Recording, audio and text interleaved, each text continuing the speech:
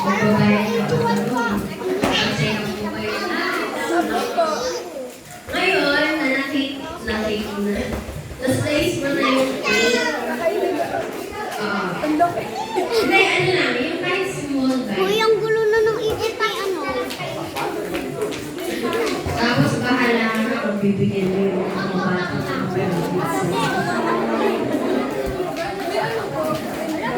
pahingi daw po tinidor. Tinidor daw po. Ako yung dami kay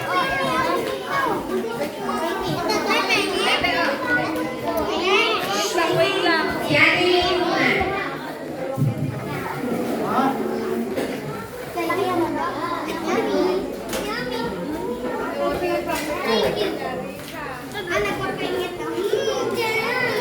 So, ngayon, happy birthday ulit, Ate May.